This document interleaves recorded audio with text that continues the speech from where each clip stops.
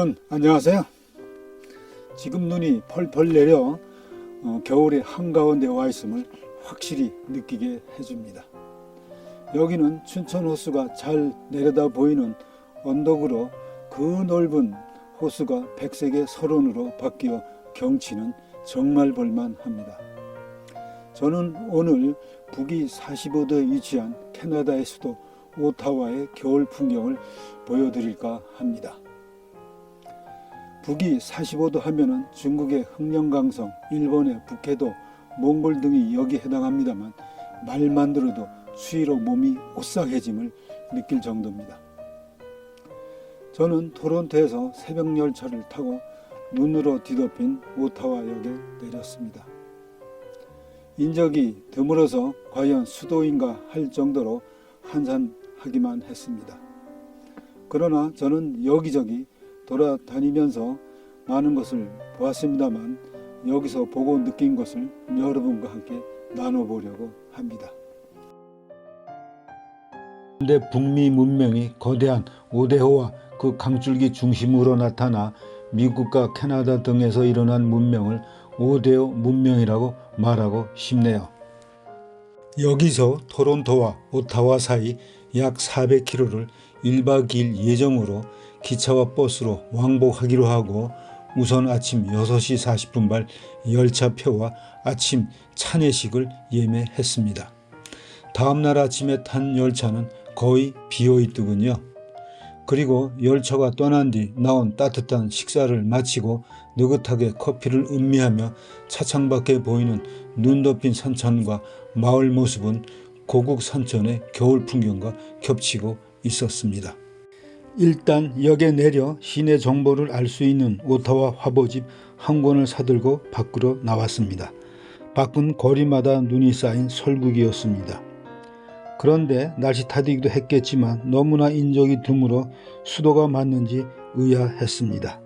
그런데 나도 모르게 발길은 국회의사당으로 향하고 있었습니다. 눈을 밟으며 우아하고 위엄이 넘치는 의사당의 피스타워로 가며 화보에는 영국에서와 같이 양쪽으로 여야가 나누어 앉아 국사를 논하는 장면이 보였습니다.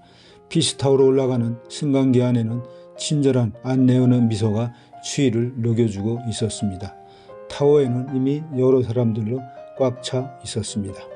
피스타워 전망대에서 보이는 사방의 지평선 너머까지 펼쳐진 도시와 주변 지역의 겨울 풍경은 자연과 잘 어우러져 실로 볼만했습니다. 예전 영국 케임브리지 대학에 머물고 있을 때 부모님이 오셔서 같이 영국 국회의사당과 농촌 지역을 둘러보았을 뿐이었는데 아버님은 영국의 정치와 농촌 지역을 잘 이해했다고 한 말씀이 무슨 의미인지 감지했습니다. 의사당 광장에 꺼지지 않는 불꽃은 강한 겨울바람에도 활활 타오르고 있었습니다. 이런 불꽃 장치를 우리나라 등 여러 나라에서 보았는데 이는 국가 이념이나 특정 개인의 정신을 기리고자 하는 뜻이겠죠. 자, 불꽃이여 영원하라. 의사당 내부는 외부와 마찬가지로 화려한 모습이었는데 벽에 새겨진 한국전 참전 내용을 보면서 절로 감사함이 다가왔습니다. 뭔가 답을 해야겠다는 생각도 들었습니다. 혹한의 추위에도 인권 보호를 위한 국제사면운동을 벌이고 있는 캐나다 회원들입니다. 1812년 미국과의 전쟁 기념 조각상과 전쟁을 대비해서 만든 간문식 운하입니다.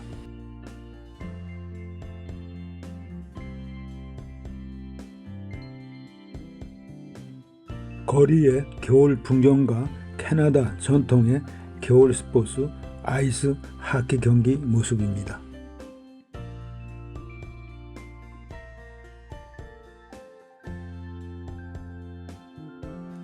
의사당 인근 쇼핑가에서 우연히 대학 후배이자 식당 주인을 만나 특가로 대접을 잘 받았습니다. 감사한 마음입니다.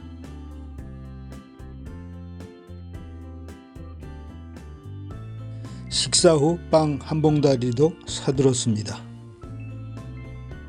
즐겁게 눈싸움을 하는 어린이들입니다. 캐나다는 민족 고유 전통을 유지하면서도 조화와 균형을 이루려는 샐러드 문화라고 하지요. 이에 오타와에는 한인식당, 차이나타운, 베트남 쌀국수집, 리틀 이탈리아 타운 등에 가서 자신이 선호하는 음식을 즐길 수 있습니다. 예전에 만났던 농업 전문가들을 찾아 연구기관을 방문했습니다.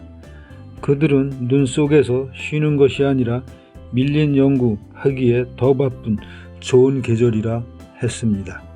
이제 오타와를 떠나려고 그레이하운드 버스 터미널에 나왔습니다.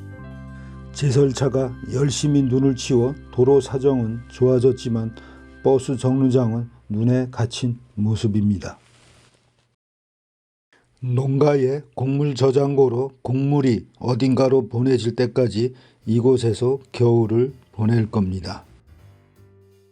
그리고 오타와와 토론토 사이의 킹스턴 이야기도 해보려 합니다. 지금은 관광과 농업 중심이 소도시로 남아있지만 특히 1812년 미국과의 전쟁 당시 퀘벡과 몬트리올 등에서 세인트 로렌스 강을 따라 방어선을 구축한 곳 중에 하나가 킹스턴의 헨리 요새입니다. 이러한 전쟁 대비 목적 이외에도 상업이나 무역 등을 위하여 세운 요새가 캐나다 전체에 무려 518개나 있었다니 생각해 볼 만한 일입니다. 그런데 200년도 더 지난 지금 얼음 낚시를 하는 주민들의 모습이 한가롭기만 합니다. 그리고 영국 최성기인 빅토리아 여왕 시대에 만들어진 세계 지도에 눈길이 자꾸 갔습니다. 오타와에서 출발한 버스 창밖에 전개되는 도로 양쪽의 설경에 눈을 감을 수가 없었습니다. 그런데 버스 기사는 간선도로에서 빠져나와 소도시에 미끼로운 눈길을 마다하지 않고 이곳저곳을 들리며 일일이 수화물을 배달하는 모습에 관심이 갔습니다. 일전에 버스로 캐나다를 횡단할 때에도 버스는 대처운의 농촌 소도시에 들려 수화물이나 우편물을 하나하나 배달하는 것을 보고 우리나라에는 생각할 수 없는 신기한 일이구나 생각했었습니다. 물론 시간이 많이 걸리긴 일이긴 해도 획 지나면 볼 수 없는 다양한 볼거리는 큰 즐거움을 주고도 남았습니다.